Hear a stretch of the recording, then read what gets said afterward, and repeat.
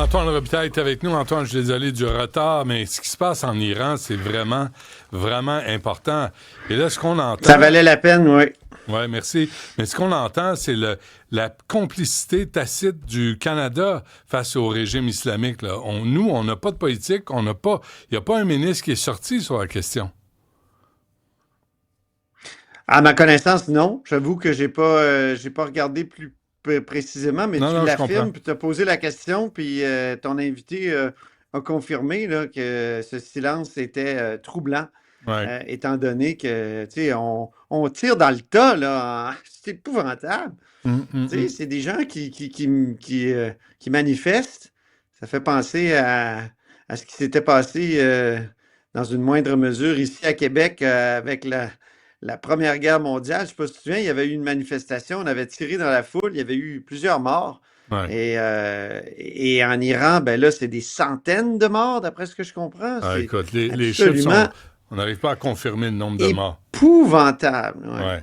Pendant ce temps, au Parti libéral du Québec, on s'obstine à faire une simili-course où on va faire un couronnement. Charles Milliard n'aime pas le mot couronnement. Il l'a dit dans plusieurs entrevues la semaine passée, mais tu sais, il va être couronné. Il dit, je vais être élu par acclamation. Dites pas couronnement avec un nom comme Milliard. Tu sais, il me semble que ça fait royal, ça fait monarchique. Il Ouais. devrait accepter C'est un le acquis. mot.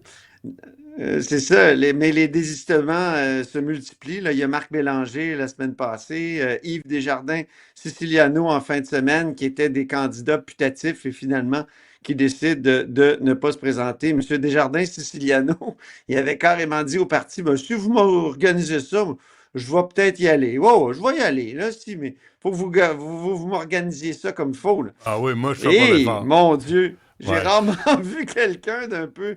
Tu sais, je vais y aller, là, mais tu sais, en tout cas. Ouais. Dis-moi, Quant dis-moi à ce que tu Mario Roy, penses.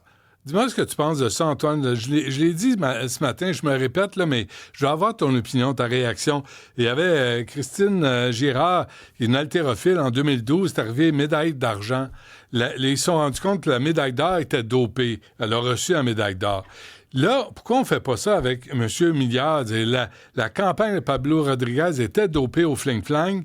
Là, la médaille d'argent, c'est M. Milliard. Il remporte la médaille d'or. C'est lui le chef. Au lieu de parler de couronnement, il l'a fait, sa campagne, non? ils vont te répondre qu'il n'y a rien qui est encore prouvé parce qu'ils essaient de protéger leur parti, puis des gens aussi qui vont être actifs encore au parti. Alors, ils attendent les enquêtes. Et d'ailleurs, moi, je pense que ça va polluer la vie du prochain chef, qu'il soit couronné ou qu'il soit élu à la fin d'une course.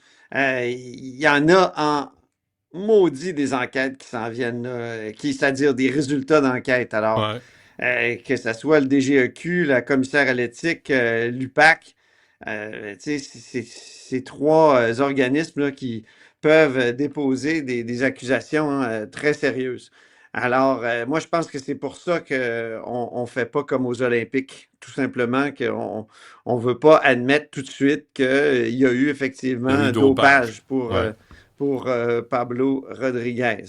Alors, je voulais te parler de Mario Roy aussi, qui était candidat à la dernière course. Il n'a même pas eu 0,8, il a eu 0,7 quelque chose des voix. Il est arrivé dernier, mais lui, il dit il y a seulement moi qui peux rassembler le parti. Sauf que tout ce qui a rassemblé beaucoup M. Roy jusqu'à maintenant, c'est des dettes, notamment une dette de 18 000 de la dernière campagne. Puis tu sais, on ne peut pas rembourser ça comme ça, là, ce type de dette-là.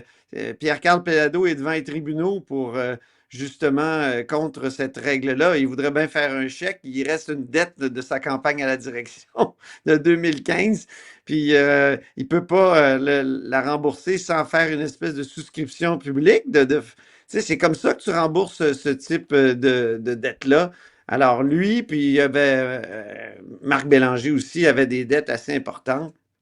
Alors, Milliard, là, il y a un boulevard devant lui et il s'est présenté ce matin au parti, c'est-à-dire à la permanence du parti à Québec, puis il a annoncé que trois autres c'est-à-dire ex-Rodriguez, allaient l'appuyer.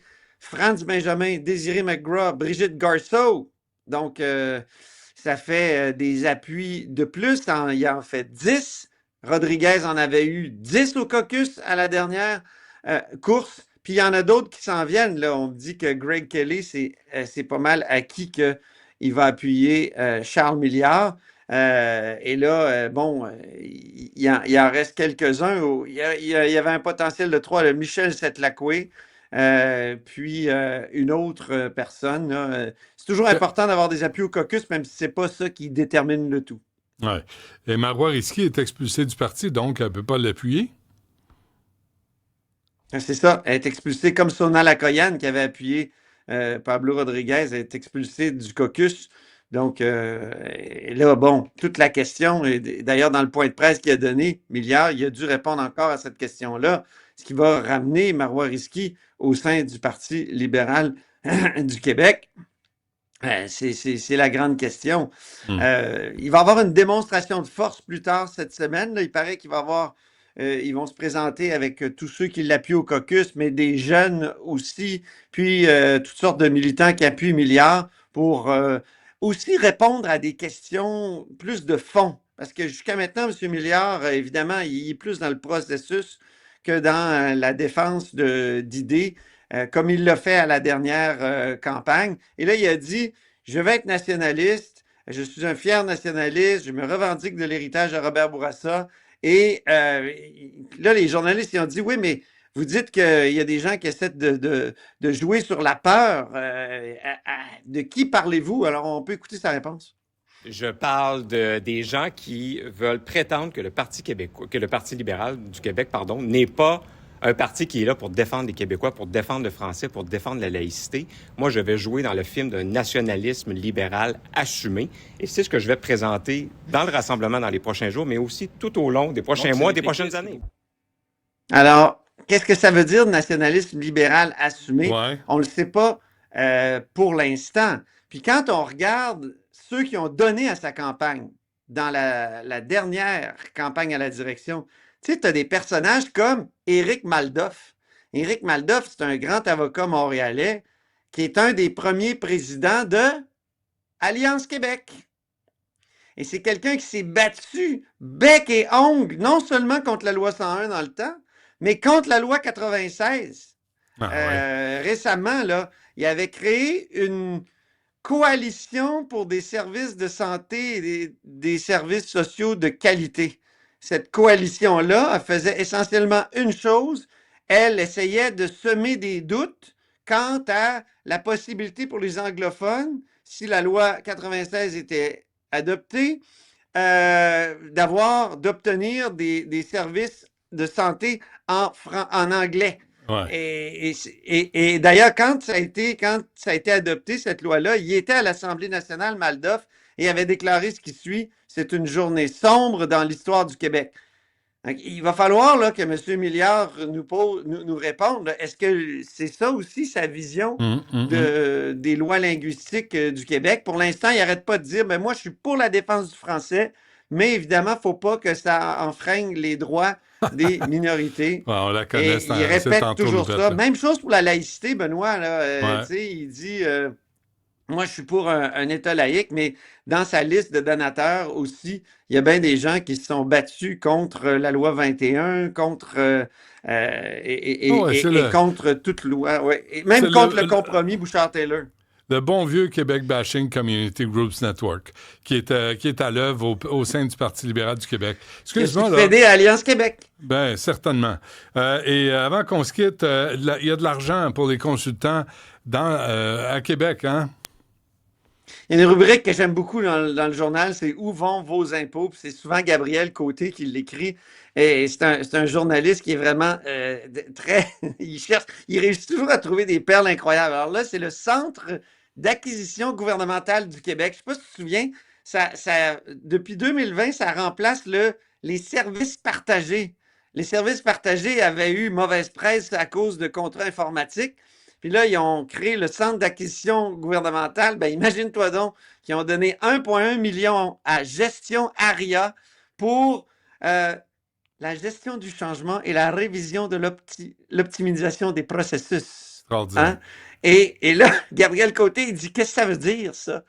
La réponse qu'il a reçue, c'est Cette démarche permettra entre autres d'améliorer le processus de réalisation du plan des acquisitions gouvernementales et ce transfert de connaissances permettra par la même occasion de développer les compétences internes des équipes en comptant sur les experts externes. Bullshit. Non, puis tu sais, si t'as... Tu sais, on a plus de fonctionnaires qu'on n'a jamais eu, puis on a plus de consultants qu'on n'a jamais eu. Est-ce que McKinsey est toujours en train de conseiller le gouvernement du Québec? On fait pas le suivi de tout ça, là. Mais si on a besoin de consultants, crissez-moi dehors des fonctionnaires. Mais si on a autant de fonctionnaires, arrêtez de donner de l'argent aux consultants. On peut pas payer les deux. Arrêtez un peu. Mais ça, c'est la bonne gestion de François Legault qui est vraiment décevante des fonds publics. Absolument. Écoute, j'en reviens pas que le Centre d'acquisition gouvernementale du Québec ait été obligé d'aller à l'externe pour lui dire comment ça fonctionne. Ils nous appellent pas, nous autres. Moi, je vais les conseiller, moi, quand ils ont des problèmes, au salaire qu'ils payent. Ils vont me faire plaisir. Non, est-ce que tu es un conseiller en gestion du changement et en révision de l'optimisation des processus? Je peux facilement le devenir, parce que ça a l'air bien facile. Antoine, merci. On se reparle demain. Je sais pas ce que Mme Dutrisac dit de ça. Rien. Est-ce qu'elle dirait que tu es un bon gestionnaire du changement? Ah non, pas du tout. Moi, je gestionne rien pantoute. Non, je fais juste le clown. Mais tu cuisines, par exemple. Oui, mais pas gestionner. Je ne gestionne pas. Partage des tâches? Partage des tâches, ça peut être le début d'une révision de l'optimisation des processus. Ah, c'est bon ça. Merci Antoine. À demain.